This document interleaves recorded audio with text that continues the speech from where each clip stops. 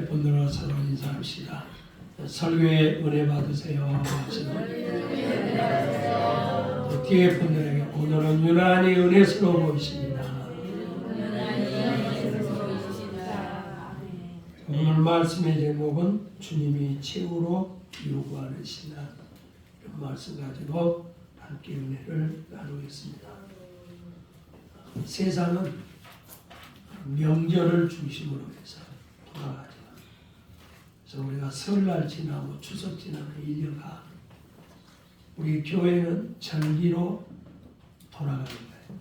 그래서 성탄절, 또 이제 부활절, 그리고 맥주감사절, 추수감사절. 그러면 1년이 가는 거예요. 자, 다음 주일날은 우리가 종려주일, 우리 예수님이 날이 타고 예루살렘에 입성하는 날. 이제 십자가에 우리 인류를 구원하기 위해서 예루살렘에 입성을 하죠. 그리고 이제 셋째 주 4월 20일 날이 부활주일이죠. 이제 부활주일이 2주밖에 안 남았으니, 그래서 여러분들 그 절기를 잘 알고 계시고, 오늘 말씀은 우리 예수님이 예루살렘에 입성하셔서 그 이튿날 있었던 일인데, 그 열매 없는 무화과 나무를 저주하죠. 그랬더니 그 무화과 나무가 말라버렸어요. 그리고 또 예수님이 성전을 청결하게 하는 사건이 있어요.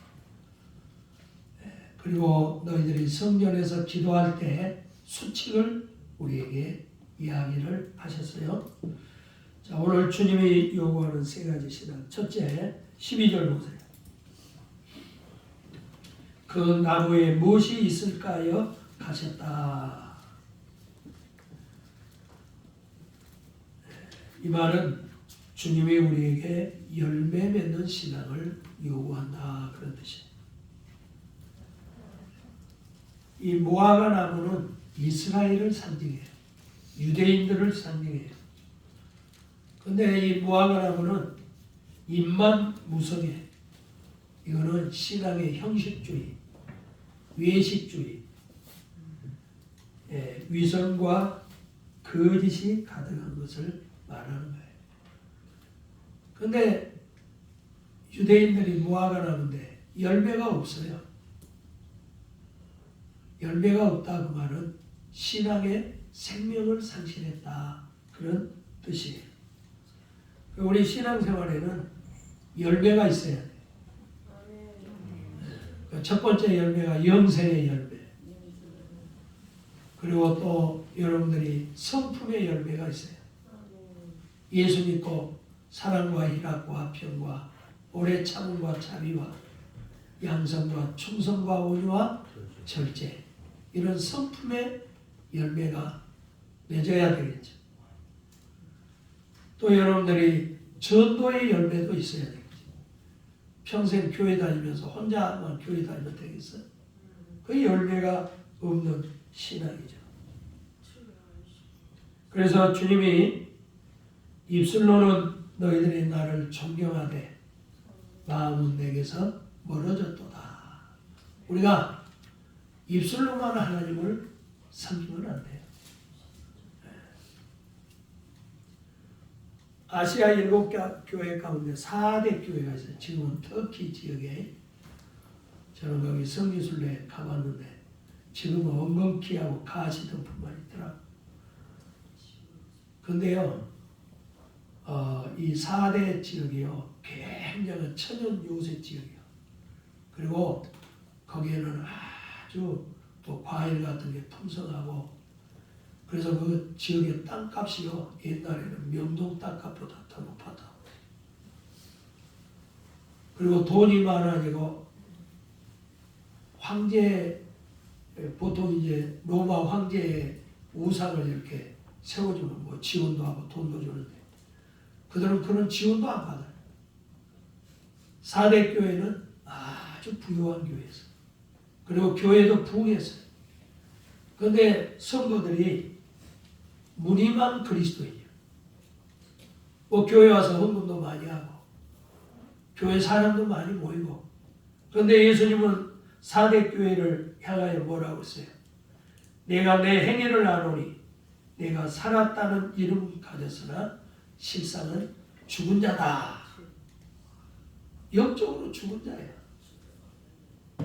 다시 말하면 열매가 없다고 말이에요. 열매가. 그래서 디모데후서 3장 5절에 보면 경건의 모양은 있으나 경건의 능력은 부인한 자다. 여러분 우리 신앙생활의 목표가 뭐냐? 경건이에요. 경건을 다른 말로 하면 거룩이라고.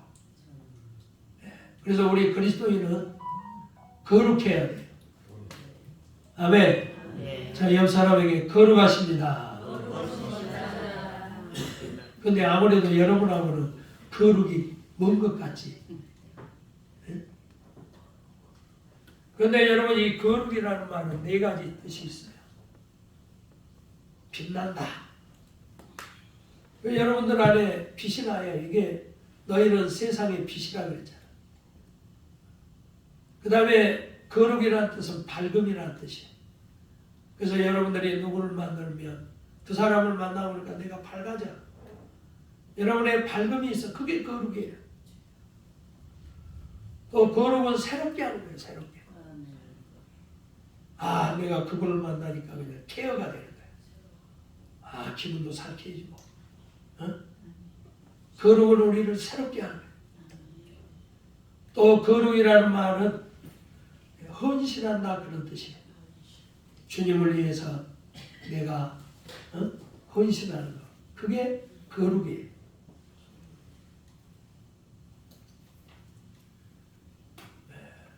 우리 교회가 붕어빵 전도를 하는데 요즘 우리 한국의 붕어빵 전도가 아주 붐이 일어나요. 저기 서울의 하늘비전교회 박경환 집사님이라고 이분은 자기가 자비량으로 막 원료도 다 사가지고 붕어빵 전도를 하는데 네? 이 부부가요 아기가 없었어요.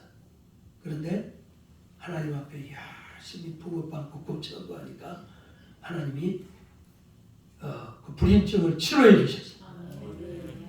아기도 낳게 하셨어요.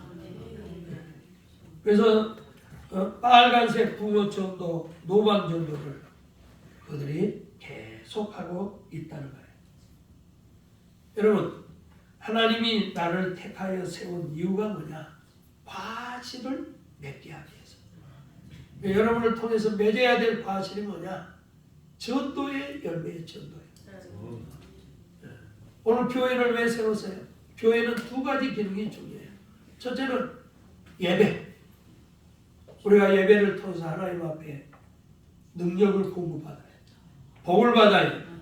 치료를 받아요. 그리고 여러분들이 세상에 나가서 그 능력을 가지고 영혼들을 구원해 와야 돼요. 사람 낚는 어부가 되어야 합니다. 우리 낚시 잘하는 사람이 낚시. 우리 김경애 전도사님 신랑이 낚시를 잘하는 사람. 낚시를 보러 가서 고기 낚아와야 돼. 예수님이 우리는 사람 낚는 어부라고 그랬잖아. 여러분들 또 사람을 낚아와야지. 주일날은 뭐 가방만 하나 이렇게 달랑달랑 들고 오지 말고 우리 고명기 강도사님처럼 바이올린도 들고 친구도 이렇게 손잡고 오고 그렇게 해야 사람 낚는 어부가 되지 않겠어요? 자, 그 다음에 두 번째, 주님은 우리가 열매 맺기를 원하세요. 그 다음에 두 번째 보세요. 17절. 내 집은 만민이 기도하는 집이다.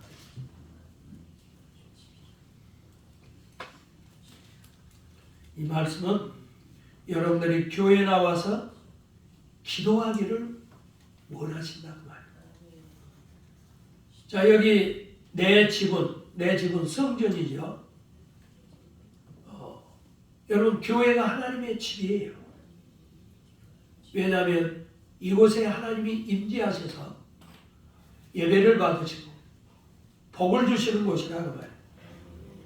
거기 만민이라서 만민. 여러분 교회는 유대인만이 가는 것이 아니에요. 이방인들도 기도할 수 있어요. 근데 너희들이 강도의 불효를 만들었다. 그러니까 교회가 그때 당시에는 막 열심 당원들, 그 로마의 식민지하에 있었기 때문에 막 성전 안에 열심 당원들, 그런 사람들이 숨어 들어와 있고요. 또 사업상 거래소도 쓰고 그랬다고. 그래서 너희들이 교회를 강도의 불효를 만들었다. 교회는 어떤 곳이냐? 기도하는 집이다. 자, 한번 따라합시다. 교회는 뭐 하는지? 기도라고 하는 것은 하나님을 만나는 것이다. 교회는 교회 와서 우리가 하나님을 만나는 곳이다. 또 기도하는 집이라 그 말은 예배하는 집이라. 왜 하나님이 우리 건물을 세웠어요? 이곳에서 하나님이 기도하는 집, 예배하는 집을 만들기 위해서. 그래서 여러분들은 집에서도 기도해야 되겠지만 교회 나와서 기도해야 돼요. 그래서 사도행전 1장 12절에 보면 여자들과 예수의 모친 마리아와 예수의 아우와 더불어 마음을 같이하여 전혀 기도에 힘쓰더라 그랬어요. 네. 자, 여러분 24절 한번 말씀을 보세요. 24절 예수님이 기도에 대한 우리에게 귀한 명언을 하셨는데, 자, 한번 큰 소리를 한번 읽어봐요. 24절 시작.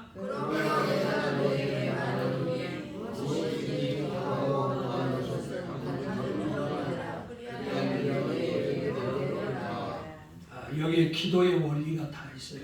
자, 기도는 무엇이든지 이게 기도 내용의 자유예요. 여러분 하나님 앞에 무엇이든지 기도하세요. 그 다음에 구하라. 기도하고 구하라. 구하라는 말은 아이테오 그런 뜻이에요. 때를 써라. 줄 때까지, 찾을 때까지, 열릴 때까지 하나님 앞에 때를 쓰며 기도하라. 그 다음에 믿으라 그 말은 뭐예요? 받은 줄로 믿어라. 이 말은 전능하신 하나님을 신뢰하라 그 말이에요. 내가 기도하고 있는 나의 기도를 들으시는 그 대상이 누구냐? 그분은 전능하신 아버지란 말이에요. 그리고 또 뭐라고 그랬어요? 받은 줄로 믿어라. 내가 기도한 것은 이미 받은 줄로, 이 말은 손에 잡았다는 거예요. 그래서 여러분들이 교회 와서 기도한 것은 이미 손에 잡은 거예요. 내 소유가 된 거예요. 이런 믿음을 가지고 기도하라는 거예요. 그냥 스쳐가는 그런 기도하지 말고. 예. 자, 그 다음에 우리가 이 기도에는 그릇된 기도가 있어요. 그 첫째는 회개가 없는 기도. 여러분 하나님 앞에 나와서는 우리가 먼저 회개 기도를 해요. 우리가 예배 시간에도 참회 기도하잖아요. 자, 이 그릇에다가 물을 부어주려고 해도 깨끗해야 돼. 씻어야 부어줘. 여러분들도 하나님 앞에서 먼저 와서 내 죄를 이렇게 다 비울 때 그때 하나님의 은혜를 다 부어준다. 그래서 하나님 앞에 무슨 기도를 많이 해야 되냐면 회개 기도를 많이 해요.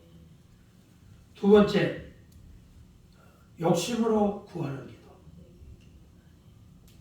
복권 사가지고 하나님 복권 당첨되게 해주세요. 그거는 욕심이야, 욕심. 일도 안 하고 사행식. 그 다음에 자연 질서를 파괴하는 기도. 자기가 꼴보기 싫은 사람을 하나님 저 사람 그냥 벼락 맞아 죽었으면 좋겠어. 여러분 내가 그 사람을 싫어한다고 해서 하나님도 그 사람을 싫어한 게 아니에요.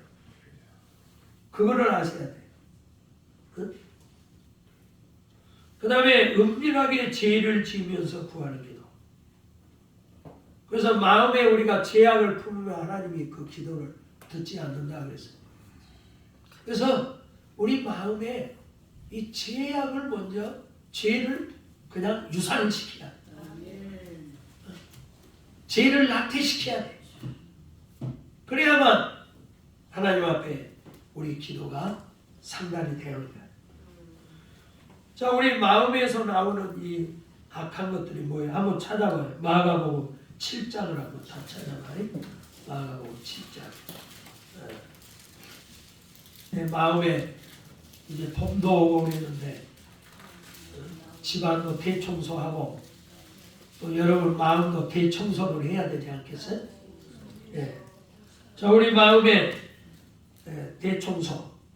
마가복음 7장 21절. 다 같이 한번 읽어요. 시작. 속에서 곧 사람의 마음에서 나오는 것은 악한 생각과 곧 음란과 도둑질과 살인과 간음과 탐욕과 악독과 속임과 문탄과 흘기는 눈과 해방과 교만과 광편이 이 모든 것이 다 속에서 나와서 사람을 드러내.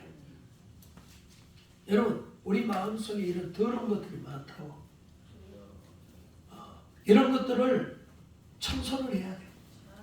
이런 죄를 품고 있으면 기도가 응답이 안 되는 거예요. 우리 369장 찬송가 2절의 가사가 참 좋아요. 한번 찬송합니다. 제집 맡은 우리 거죠.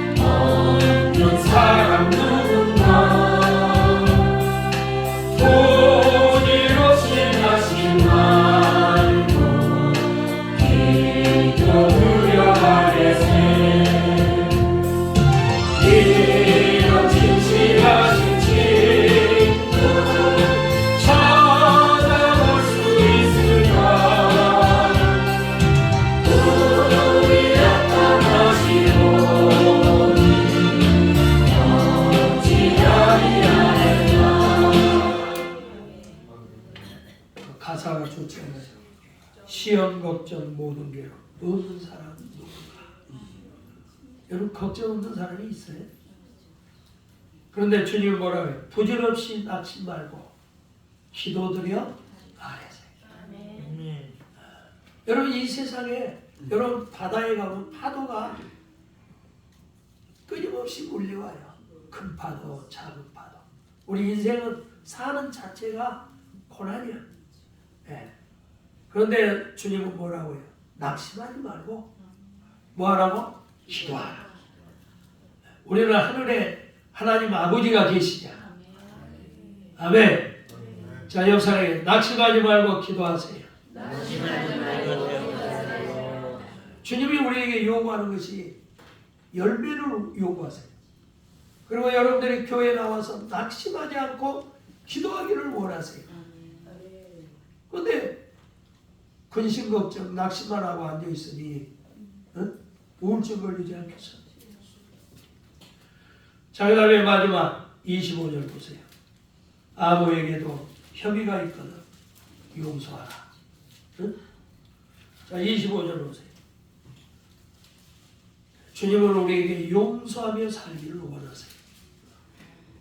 자, 서서 기도할 때 유대인들은 주로 무릎 꿇고 기도하고 이렇게 서서 손 들고 기도해요. 하늘을 이렇게 오르고, 응? 모세도 이라고 기도해요. 자, 아무에게나 협의가 있거든. 협의라는 것은 불안한 일이 있거든. 또 등진일이 있거든. 여러분 누구와 등진일이 있습니까? 불화합니까?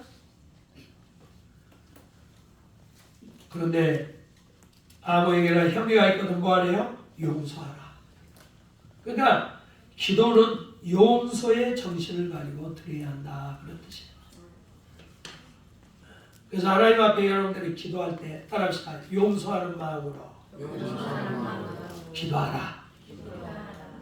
남편도 용서하고 기도하고 해야지. 나 용서 못해. 그러면 안 돼. 용서하는 마음으로 기도하라. 자, 마태복음 5장 23절에 뭐라고 했어요? 예물을 제단에 드리다가 거기서 내 형제에게 원망 들을 만한 일이 있거든. 예물을 제단 앞에 두고 먼저 가서 형제가 뭐하고? 화목하고 그 후에 와서 예물을 드려라. 네. 그래서 우리 교회 공동체의 중심은 세 가지예요. 믿음, 기도, 용서. 한번 따라합시다. 믿음, 기도, 용서. 그 러시아에 푸시킨이라고 하는 유명한 시인이 있어요. 저는 섬인데 우리 집이 초가집이 있어요. 옛날에 내가 살 때. 그래서 어렸을 때도 그 집이 그 양철집이 있고 기와집은 부잣집이었거든. 그 옛날에 선생님이 가정방문도 오고 그러잖아요. 그치? 그래서 초가집에 사니까 선생님이 가정방문 오는 게 그렇게 반갑지가 않아. 네. 그렇잖아. 근데 우리 집이 안방이 있고 이렇게 이제 자그막이 있는데 거기 자그막에 우리 형님이 사세요. 형님이 이렇게 계신데 거기에 액자가 하나 딱 있어요. 근데 거기에 보니까 시가 있는 거야. 삶이 그대를 속일지. 응? 그래서 나는 그 시 내용을 읽어보니까 내가 보기에도 참 잘 쓴 것 같아. 그래서 우리 형님이 굉장히 시를 잘 썼네. 응? 삶이 그대를 속일지라도 슬퍼하거나 노여워하지 마라. 슬픔의 날을 견디면 기쁨의 날이 찾아오리라. 이거를 러시아의 문호 푸시킨이 쓴 시인데, 그런데 이 푸시킨이요 자기 아내가 굉장히 미인이었어요. 그런데 그 불황 천령 카세론이라는 사람이 자기 부인을 능욕을 했어요. 그래가지고 푸시킨이 자기 부인을 능욕했으면 용서가 되겠어요. 그래서 막 죽이려고 찾아다니는데, 예? 그 강가에서 레지 강가에서 만났어요. 근데 그날은 자기를 권총으로 쏴놨어요. 그리고 병원에 실려가지고 이제 뭐 죽게 되는데 그 친구가 마지막 물어봤어요. 마지막 나한테 부탁할 말이 없냐? 그랬더니 푸시킨이 하는 말이 나는 권총에 맞았지만 복수할 마음이 없다. 나는 벌써 그를 용서했다. 나는 덧없이 평안한 천국으로 간다. 할렐루야. 와, 자기를 권총으로 싼 사람도 용서하고 나는 평안한 마음으로 천국으로 간다. 여러분 이게 스데반의 정신이 아니겠어요?